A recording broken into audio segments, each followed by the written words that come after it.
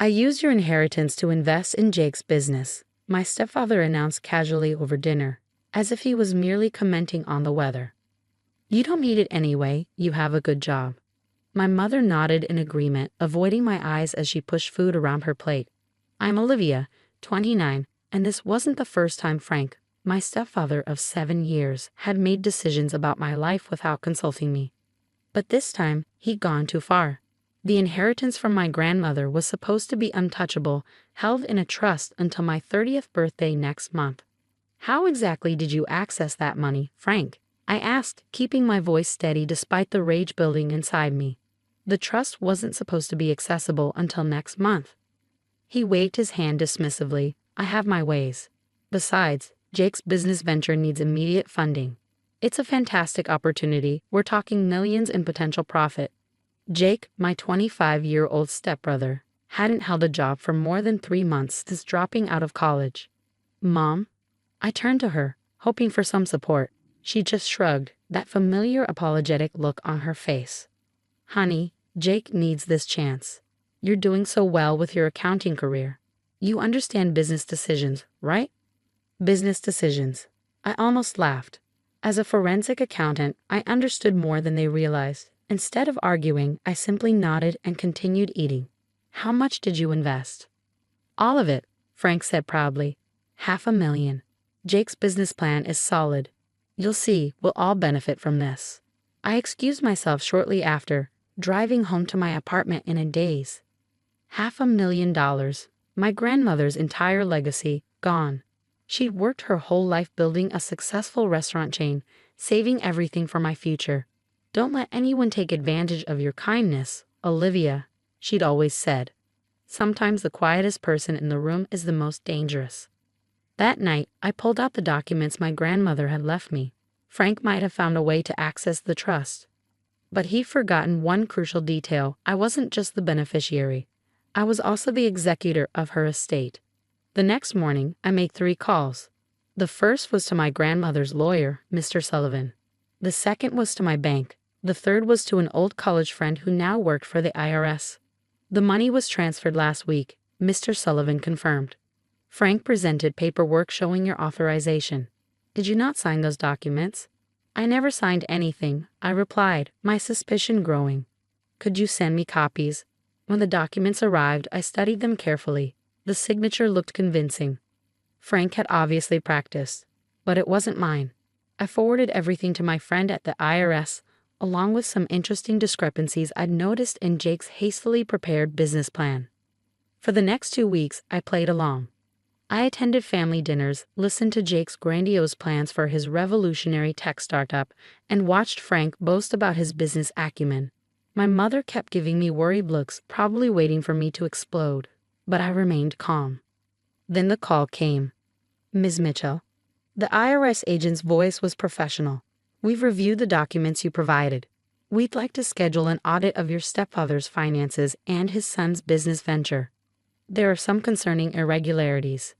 I scheduled the audit for Monday morning when I knew Frank would be meeting with potential investors for Jake's business. Then I waited.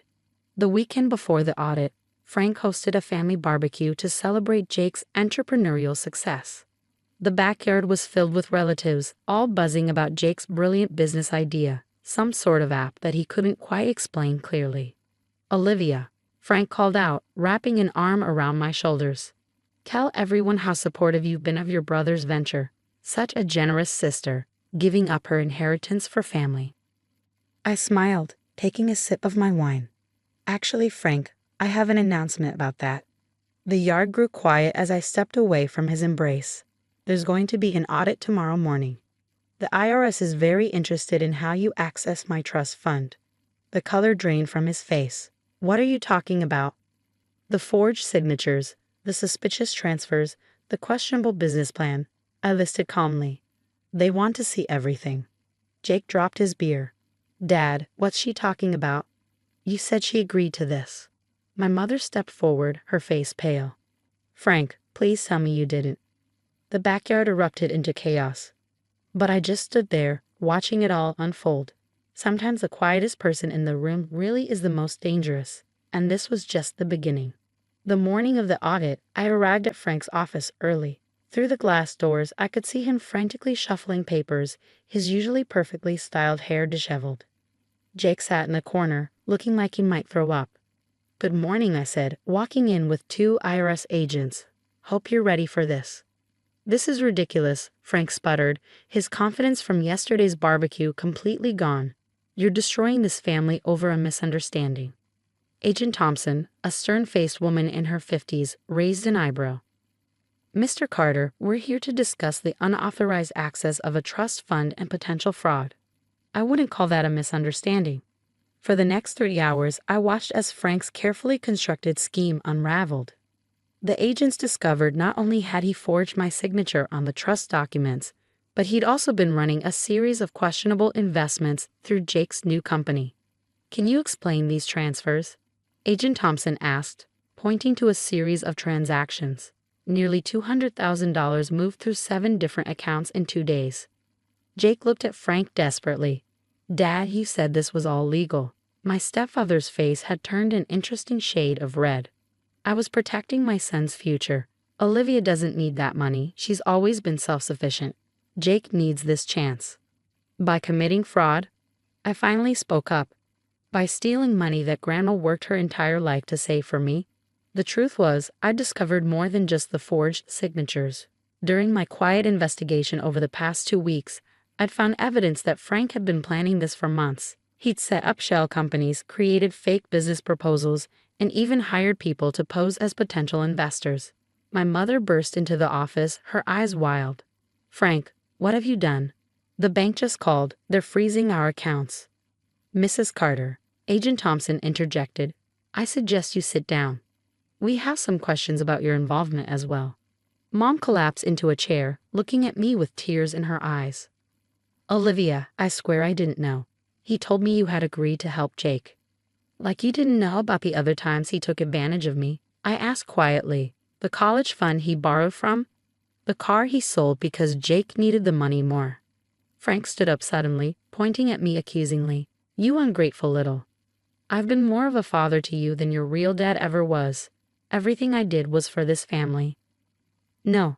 I corrected him, maintaining my calm. "Everything you did was for Jake. You just saw me as a convenient resource to exploit." Agent Wilson, the second IRS agent, cleared his throat. "Mr. Carter, we've seen enough.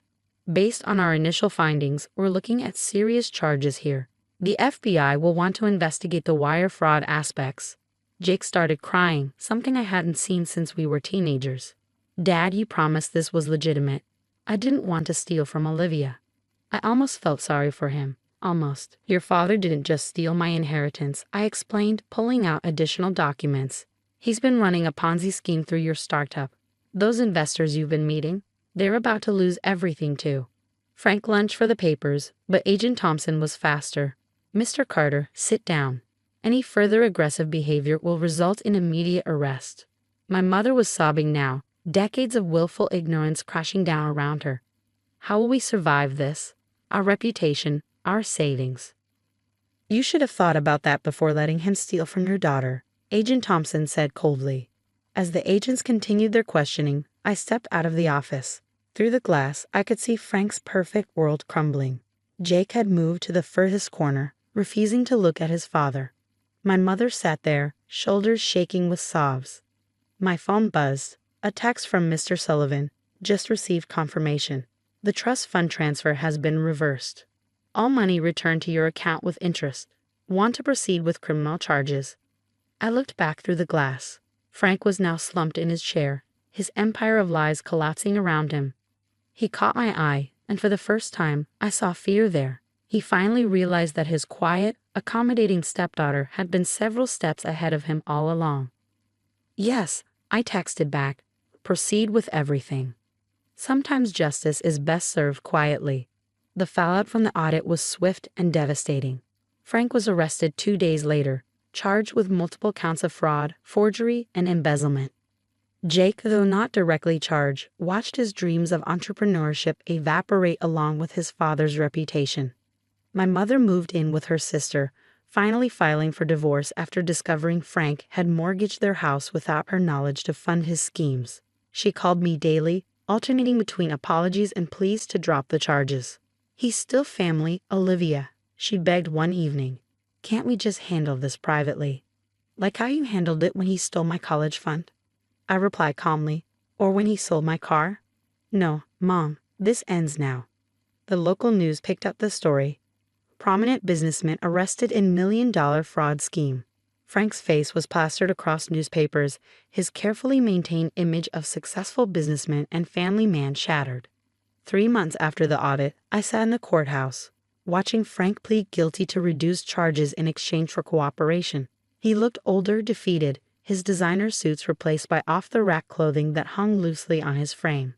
Your Honor, he addressed the judge, I only wanted to help my son succeed. I never meant to hurt anyone. The judge wasn't impressed. Mr. Carter, you systematically defrauded your stepdaughter, multiple investors, and your own family. This wasn't about helping your son. This was about control and greed. The sentence came down, 5 years in federal prison, full restitution to all victims, and a lifetime ban from holding any financial positions. As they led him away, he turned to look at me one last time. I'm sorry, he mouthed, but I just turned away. 7 years of manipulation and theft couldn't be erased with a courtroom apology. Jake approached me after the sentencing. He looked different, humbled, perhaps even matured by the experience. I really didn't know what he was doing, he said quietly. I was just so excited about finally making him proud. I should have questioned why he had access to your money. I studied my stepbrother, remembering the arrogant young man who'd boasted about his business genius just months ago. What will you do now? Community college, he replied, shuffling his feet. Got a part-time job, too. Thought maybe I should learn how business actually works before trying to run one. I nodded, appreciating his honesty. That's a good start. My mother took longer to come around. The divorce proceedings revealed the full extent of Frank's deceptions. Hidden debts, fraudulent investments, years of financial manipulation. She'd lost everything except her teaching pension. I failed you, she admitted over coffee one morning, 6 months after Frank's sentencing. I was so afraid of being alone after your father died that I let Frank take advantage of both of us. Can you ever forgive me? I reached across the table and took her hand. I forgive you, Mom, but things need to change. No more looking the other way when something feels wrong. She squeezed my hand, tears in her eyes. I'm learning to stand up for myself, just like you did.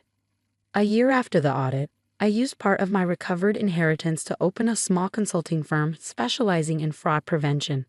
My grandmother would have appreciated the irony. Her money was now helping others protect themselves from people like Frank. Mr. Sullivan stopped by my office on the anniversary of the audit. Your grandmother would be proud, he said, looking around at what I'd built. She always said you had a quiet strength about you. I smiled, thinking of the framed quote on my wall. My grandmother's last words to me, don't let anyone take advantage of your kindness, Olivia. Sometimes the quietest person in the room is the most dangerous. Frank still writes sometimes, letters from prison full of justifications and half apologies. I don't respond. Jake is slowly rebuilding his life, taking business classes and working his way up honestly. My mother has found her voice, volunteering at a women's shelter and helping others recognize financial abuse. As for me, I'm doing exactly what my grandmother hoped I would, succeeding on my own terms, helping others, and proving that sometimes the best revenge isn't loud or dramatic. Sometimes it's just quietly standing your ground and letting justice take its course. The quiet ones, after all, are often the ones you should watch out for the most.